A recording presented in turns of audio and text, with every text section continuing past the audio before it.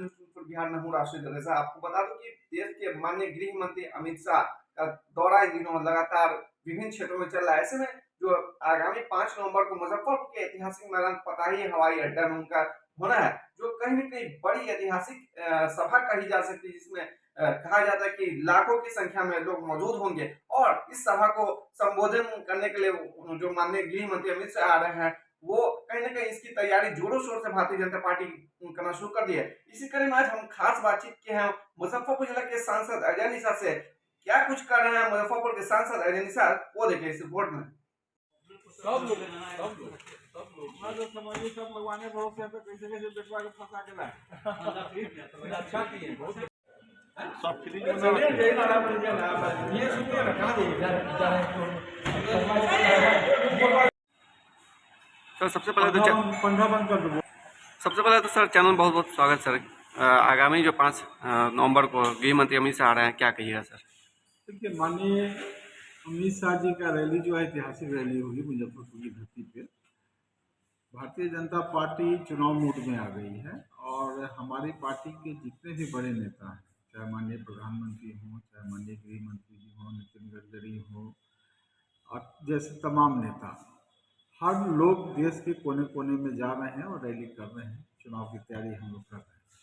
उसी की कड़ी में अमित शाह जी यहाँ हैं। इससे पहले हमारे राष्ट्रीय अध्यक्ष JP नड्डा साहब भी आए थे वैशाली की धरती में, आपको याद होगा। जी बिल्कुल। तो पार्टी जो हमारा भारतीय जनता पार्टी है 365 दिन काम करता है। हम लोग मेहनत करते हैं। हमारे जिस समय ये पार्टी 1980 में बनी थी, उस समय 2 सांसद थे और पूरी बहुमत के साथ हम सत्ता में। तो पार्टी अपनी नीति सिद्धांत पे काम कर रही है। हम लोग जमीनी स्तर पर मेहनत करते हैं। हमारे कार्यकर्ता भी है जमीनी स्तर पर काम करते हैं।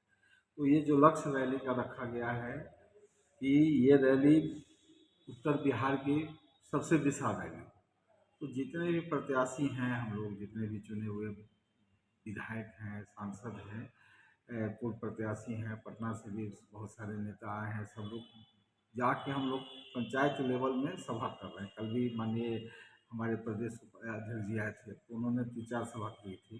2 मेरे कंस्टिट्यूंसी में था, एक भगवानपुर में, एक खरौना गाँव में, तो उसमें भी हम लोग गए थे।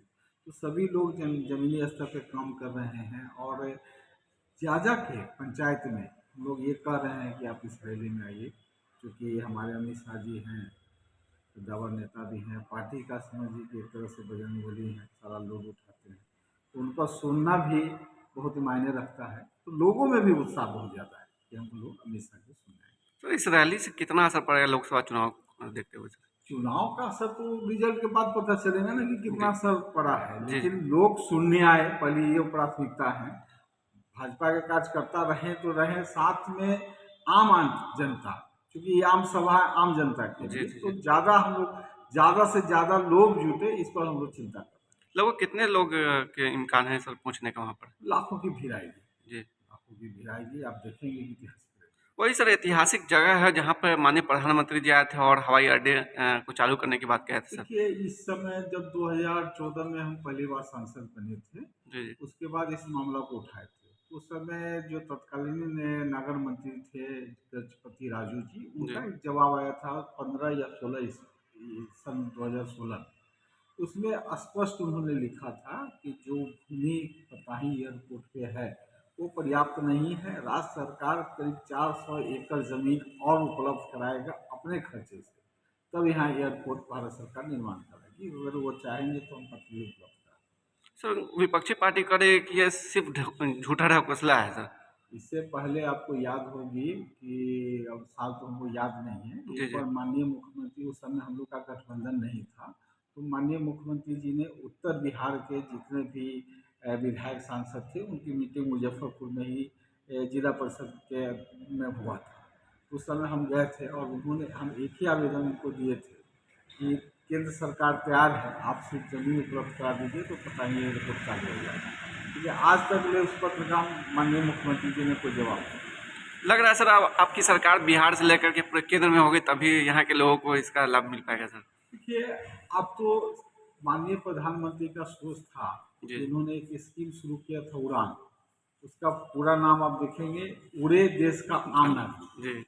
और अब देख रहे हैं कि लगातार जहाज से यात्री करने वाले की संख्या लगातार बढ़ रही है। तो जब बढ़ेगी जी जी तो आपको तो सुविधा फिर देना पड़ेगा, क्योंकि एक आय का साधन जनरेट हो रहा है। दूसरी बात है कि जो आदमी साल में एक दो ट्रेवल करते हैं, तो जो स्कीम सरकार का रहता है कि सस्ता, अगर पहले बुक कराते हैं तो सस्ता में टिकट मिल जाएगा, तो जी जिसका यात्रा फिक्स रहता है वो लोग 2 महीने 4 महीना पहले टिकट करा लेते हैं, जी जी तो उसका कंपेयर अगर रेट से या टाइम से करते हैं तो उनको सस्ता पड़ता है। बिल्कुल। इसलिए आम आदमी भी अब ट्रेवल कर रहे हैं जहाज में, तो जहाज की संख्या में तो यात्री की बढ़ रही है। जी जी जब यात्री की संख्या बढ़ेगी तो ऑटोमेटिक एयरपोर्ट भी बढ़ाना है, तो सरकार को तो आज न कल करना ही है।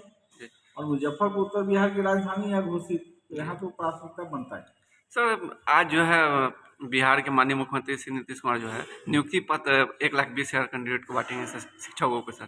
चलिए, सबसे उसमें तो उनको हम बधाई नहीं देंगे, जी इस कारण कि उन्होंने बिहार से बाहर लोगों को भी बुला के नौकरी दी। जी बिहार में बेरोजगारी ज़्यादा है, तो पहले यहाँ के लोग को प्राथमिकता देना चाहिए था, उन्होंने इस पर नहीं दिया। जी तो उसमें जो नियुक्ति पत्र बांट रहे हैं तो उसमें ये भी उनका बयान आना चाहिए कि बिहार के कितने लोग हैं और बाहर के कितने।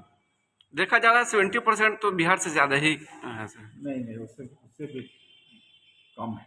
उससे कम है।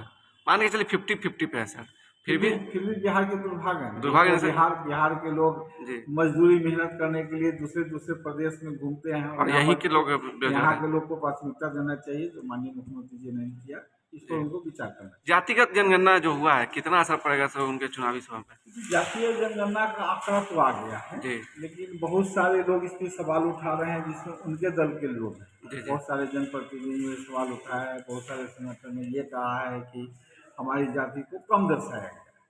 लेकिन जब तक कोई दूसरा आंकड़ा नहीं आ जाता तो तब तक तो इसी को सत्य मानना पड़ेगा।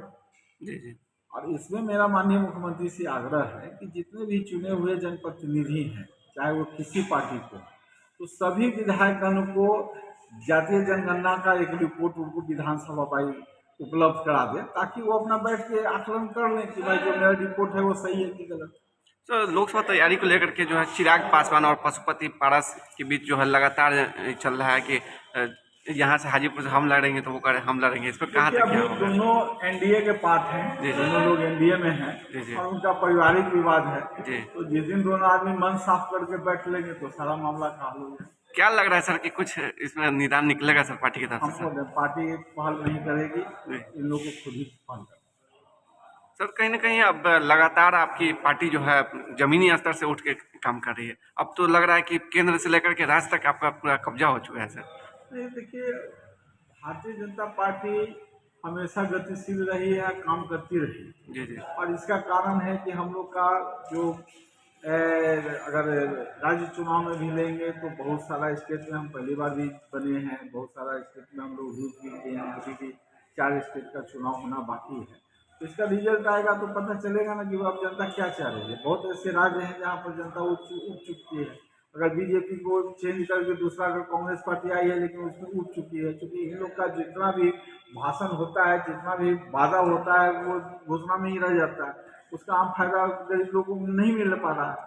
अगर कुछ वो पूरा करने का प्रयास भी करते हैं तो उनका सरकार में जितना घाटा बढ़ जाता है कि उनको परेशानी हो जाती है। तो ये सब भी तो विचार करने की जरूरत है। विपक्षी पार्टी कहती है कि लगातार जो वादा करते हैं कि महंगाई बेरोजगारी हम कंट्रोल कर रहे हैं, लगातार बढ़ रहा है। अभी हाल ही में प्याज का दाम जो है ज़्यादा है सर। बेरोजगारी और महंगाई कभी भी कोई भी सरकार में रुकी नहीं है। जी, जी। तो बहुत चीज़ ऐसा होता है कि जहाँ कोई चीज़ का प्रोडक्शन जैसे कम होगा तो उसकी महंगाई बढ़ जाएगी, कोई चीज़ ज़्यादा हो जाएगी तो उसको कम जाएगा। तो ग्लोबल मार्केट है, उससे ज़्यादा कुछ हमको नहीं करना है। प्याज का इन दिनों रेट सबसे ज़्यादा है सर। प्याज का रेट बढ़ गया है। जी जी किसान का पहली बार है कि किसान का रेट बढ़ा है। जी जी किसान को भी तो 2 पैसा बढ़ना चाहिए। लेकिन आम गरीब को तो काफ़ी दिक्कत हो रही है सर।